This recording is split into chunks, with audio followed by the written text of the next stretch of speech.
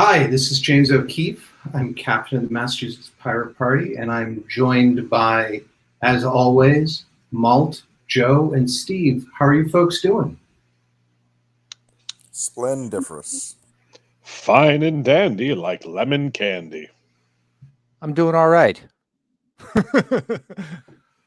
So, as always, you can find us at masspirates.org. But we just want to make you aware that on November 6th, starting at 11 a.m., we're going to be down in the Seaport district in Boston to continue our effort to map all the surveillance cameras there. We got through quite a large section. You can find that you can go zoom in there at cctv.masspirates.org to see what we were able to map. I want to thank Steve and and all the other folks who are out there helping us map the cameras. We hope we'll have more people who will come out. We're going to be meeting in front of the entrance on the Congress Street entrance in front of the World Trade Center MBTA Silver Limestone. And you'll be able to sign up to get notifications and reminders in the next few days. So check us out at masspirates.org. But we have other more pressing news that has come out. Who wants to start with the first tidbit? I'll start.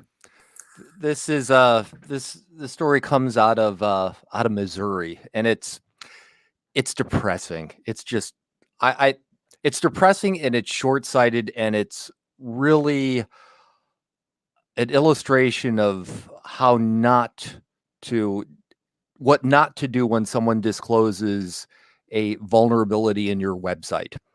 So this involves a state website run by the Missouri Department of Elementary and Secondary Education, and it basically provides a way to look up teachers and see what their credentials are. So a reporter from the St. Louis Post-Dispatch was checking it out, and at some point in checking it out, he decided to view source, and discovered that in the HTML markup were the teacher social security numbers. Now, it's not visible on the web page, but it is in the source code that says how the browser should render the web page. So even if the user isn't seeing it, the state's website is still transmitting social security numbers. So the reporter did the responsible thing, at least in my book.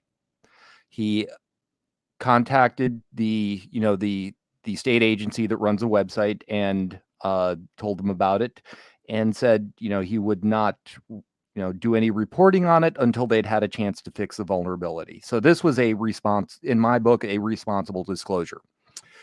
Unfortunately, it seems to have peeved the governor off. The governor is claiming that this is a hacking incident, and he is calling for prosecution of the reporter.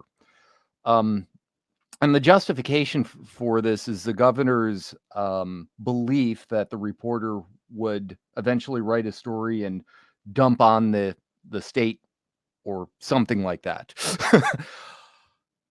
This is not the way to handle a vulnerability disclosure. And I mean, I hope that people in state and local and all levels of government realize that when someone does report a disclosure responsibility, you should not prosecute them. All that is doing is you're just sending them by prosecuting, you're effectively sending a message that telling the good guys that don't be good guys. So let's hope they don't go down that route. And yeah, that's what I got from Missouri this week. Yeah, I mean, let's go, Malt. Oh, Governor Mike Parson has been active on Twitter, defending his harebrained decision, and the more he talks, the less it becomes clear that the less he understands about the technology. Mm-hmm. He complains about converting and decoding the code. And he signs off on a ridiculous tangent with, "We will not rest until we understand the motivation of this individual and why they were targeting Missouri teachers." Mhm. It's like, he knows that, and he's deliberately trying to make it sound more sinister than it really is. Yeah. So just for clarity, all the reporter had to do would have been to, put the mouse over the web page, right click, and then say select view page source, and you'll see the source code. Or depending on your browser, pressing F12 while looking at a web page will typically bring up an HTML inspector so that you could look at the source code. It's not hacking. Yeah, I think it was Popat who said it's the equivalent of, listening to a loud conversation when you know English and the conversation's in English. I mean, there was certainly things were encoded, but that's not encrypted. So the problem is on the state website. They shouldn't have been providing that information. So Joe, you wanted to suggest. Yeah, I don't even think this could be classified as hacking at all in any way, shape, or form. It wasn't exactly hacking at all, you know? Yeah, and I mean, on the rare occasion where I do, website UI design, I'm, I admit I go to other websites and view source and look at, how they did something. That's just, it's the nature of HTML and the nature of how people who do, software development or website development learn their trade. Well, on top of that, too, I mean, anyone can view the source code. It's coming to your computer, so it wouldn't even be a hacking thing. He wasn't trying to break the software, he was just looking at the code. My question is, why were the social security numbers in the website to begin with? That's a darn good question. The number one rule of security is don't roll your own, but like the number two rule of security is never include more information than is absolutely necessary. Yeah. So I mean, I know the part of one of the website's features was to allow lookup of a teacher by the last 4 digits of their social security number. So as a way to distinguish teachers with the same name. And I could see this might be useful for, a school who is considering hiring a teacher where, you just want to check their credentials, and because it's an employer, it would be an employer-employee relationship. They'd have to give you their full social eventually anyway. But yeah, there's no reason to transmit the whole, to respond to such a query with a full social. There's just not. yeah, there's gotta be some other form of distinguishing characteristic. And even if there isn't, don't use the full social in that database. Just have the last 4 digits. I want to know, like, if you're a programmer, you do have an ethical responsibility to speak up when you have been asked to do something like asinine. And I really do think that the people who program that website should have spoken up to say that including this information in a semi-public database is extremely unethical. Well, that, and you can use CD keys or other types of encryption tools. There's a whole host of options in order to not use your social, like come up with your own ID badge. They do that. I mean, you could use date of birth, or if it's teachers, presumably they have some sort of license, so that's probably got some kind of identifying serial number on it. Nah, Employee. the state has screwed up, and now they're digging themselves in deeper. Well, the governor is digging them in deeper. He seems like a bonehead. Nothing personal, but he seems like a bonehead.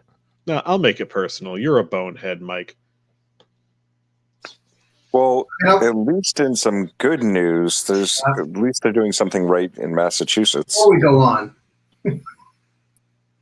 sorry, I just want to add one more thing.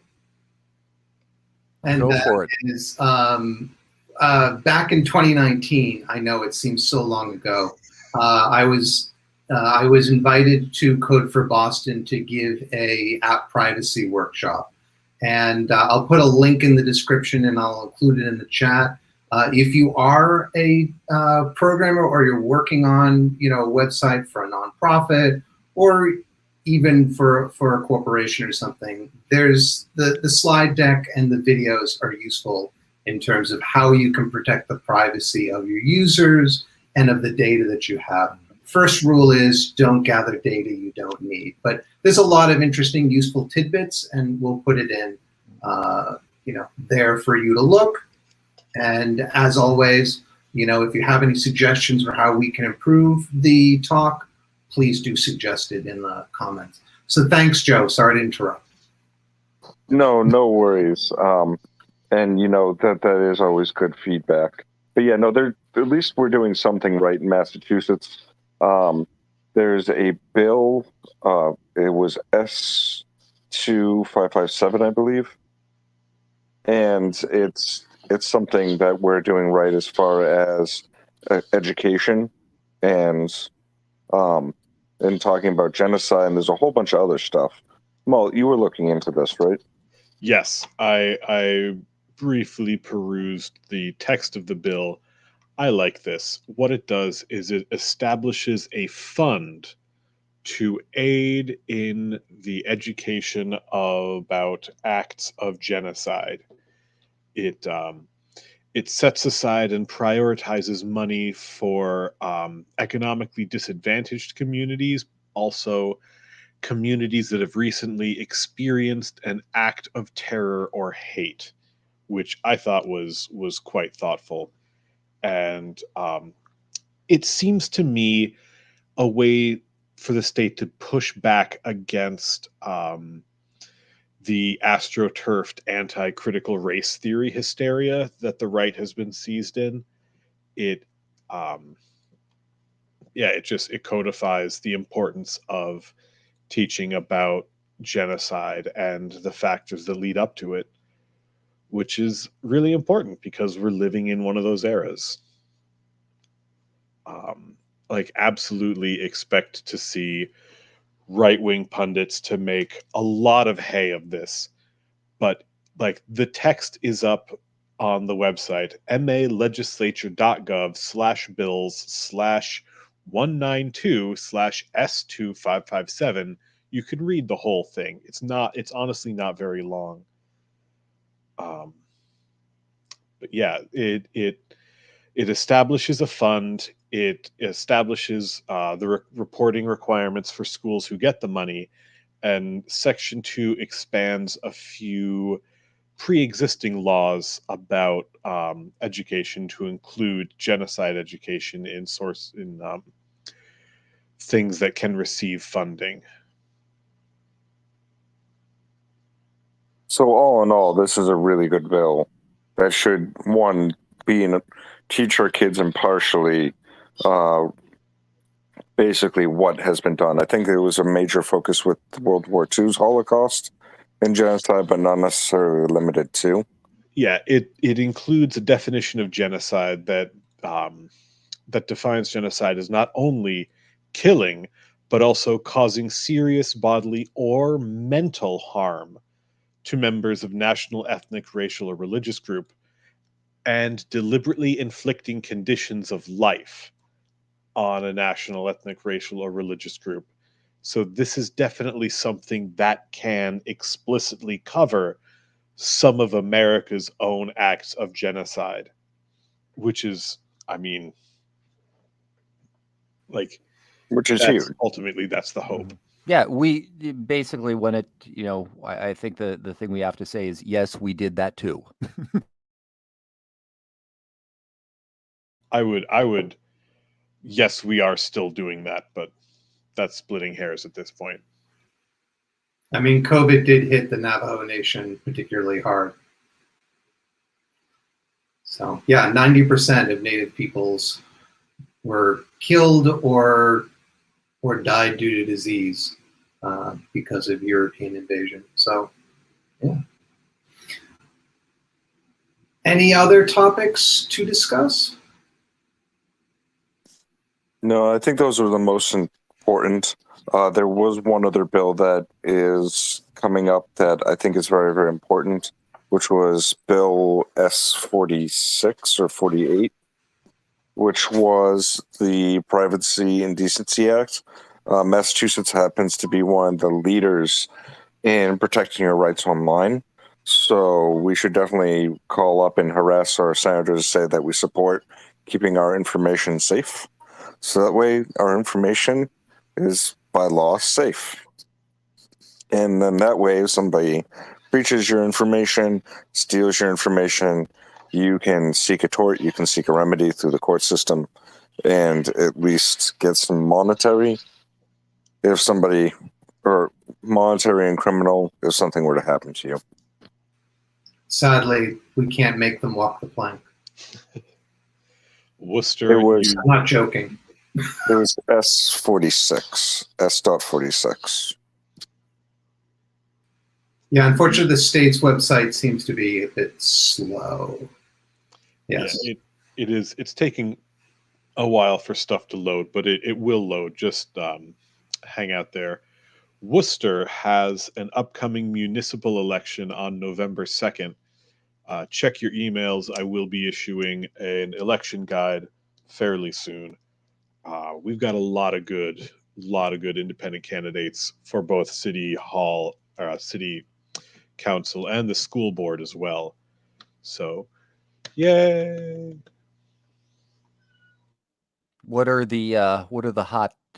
Are there any hot topics in this election cycle, Malt?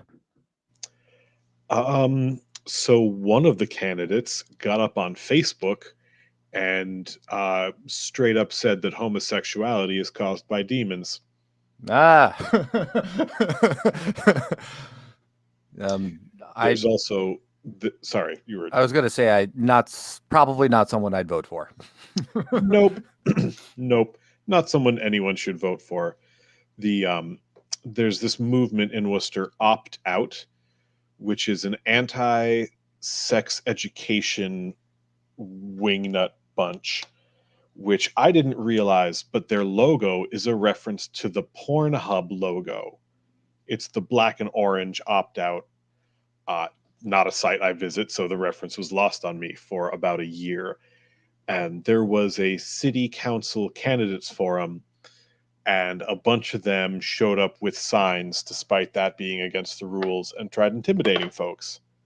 So it's like, you have a right to be ignorant about your own bodies, but you don't have a right to make other people's children ignorant about their bodies, and you don't have a right to intimidate candidates saying things you don't like. So grow up. Free speech is only good for them, no doubt, in their mind. Yep.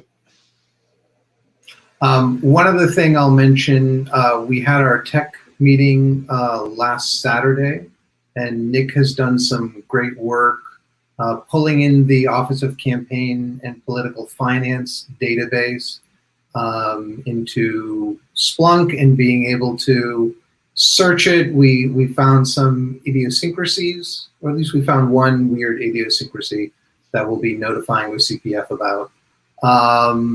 But there is a lot of other information there, and he's looking at making that accessible to a wider variety of folks. So if you want to help, by all means, give us, send us email at info@masspirates.org, and we'll hook you up. Data journalism rules. Absolutely. So if there's nothing else, I want to thank our viewers for sticking with us this long. I hope you found our conversation illuminating and helpful. Please, as always, check us out at masspirates.org. Please also like, subscribe, click that bell so you can get notifications of when our next videos are coming out. We aim to have them every Sunday at 7:30 p.m. Eastern Time. Although we skipped last Sunday because just a long week. So be well, stay safe, stay healthy, and stay pirate. Take care, folks. And thank you, Malt, Joe, and Steve, as always. I hope you all have a wonderful week. Thank you, you too.